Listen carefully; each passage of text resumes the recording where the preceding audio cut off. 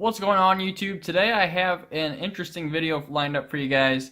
But if you guys are new to the channel, I do cut tests as well as some knife reviews from time to time. So if that sounds like something that interests you guys, make sure you subscribe down below to see more videos just like that.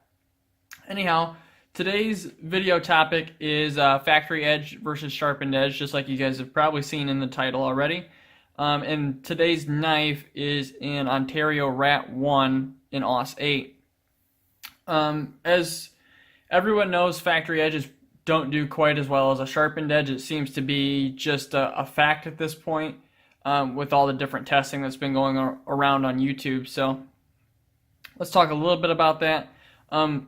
Factory edges are typically put on by belts, and because of that, they can cause some worn out steel at the edge. There's when we're talking belts here, they're high speed and they're abrasive, obviously, to take off the steel. And what that does is it wears out steel, as opposed to hand sharpening, which is a little bit slower and more controlled. You don't build up any heat. The abrasive just isn't quite as rough on the actual steel itself. Now, when they do this at the factory, you're causing fatigued steel, which is this is a term from Outpost 76's video he just posted the other day. I think this is a much better term than burnt edge, because I've seen burnt edges before, and just because the edge doesn't perform quite to its capabilities doesn't necessarily mean that it's burnt. If it's burnt, you'll be able to tell. It has like this purplish black look to it, and you'll definitely be able to see that very, very easily. If you guys haven't checked out Outpost 76's video that he just posted the other day, make sure you go check that out. I think it's about 18 minutes long or so, but it's fantastic. It's all about this exact topic, and talking about how any factory knife has this to a certain degree. Some are worse than others, but every factory knife has this. So there's a lot of variables that go into this kind of stuff, as far as how many sharpenings it's going to take to get to the full potential. The speed that they're using to grind the edge bevels on, the type of abrasive, as well as the grit. Those were all talked about in Outpost 76's video. The one thing I don't think he touched on, though, that kind of popped into my head, is the freshness of the abrasive media can really probably play a difference. If it's a fresh belt, more than likely it's going to cut quicker, and it's going to cut cleaner, and they're not going to be grinding on it quite as long. If the belt is close to the end of its life, more than likely it's going to take a little bit longer to put that edge bevel on, and in turn you're creating more heat and is fatiguing the steel even more than it really necessarily needs to be. So that's enough talk. We're going to go into the testing here. We're going to cut cardboard until it can no longer cut computer paper cleanly. At that point, we'll take it back to the wicked edge. I'm going to sharpen it as close to the factory angle as I can possibly get. We're going to sharpen it to 600 grit, because I highly doubt that the edge that's on this is 600 grit. We're going to strap it on a 1 micron. We're going to strap it on a 1 micron diamond strap. We're going to strap it on a 1 micron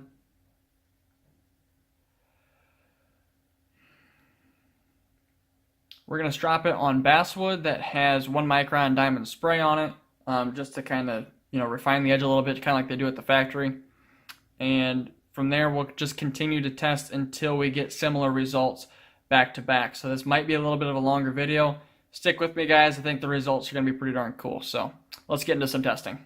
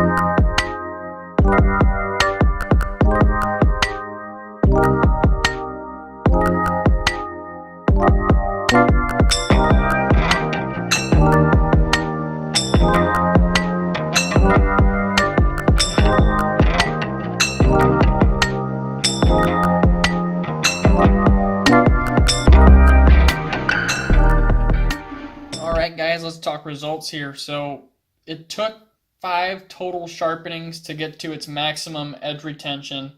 But we did have some interesting results in between. The initial test, like I said, was 87.83 feet. That is off the factory edge. The second test was 116 feet even. The third test was 139.19 feet. The fourth test was 183 feet. And the fifth test was 195.26 feet. So we gained some cutting ability through the test there, but here's the percentage jumps between the sharpenings. Between the factory edge and the first sharpening was 32%. Between the first and the second sharpening is 19.99%. Between the second and the third sharpening is 31.5%, which is weird that it jumped up that much. And between the third and the fourth sharpening, it only jumped 6.7%. So once it hit that single-digit range, I knew that we were probably where it needed to be. It was a little bit insignificant at that point. I did notice something that was kind of interesting going on between sharpening 2 and 3, as that fatigued steel was kind of working its way out. I noticed after that edge wouldn't cut paper anymore that the edge just rolled, which was kind of interesting. And I'll throw a picture up on the screen.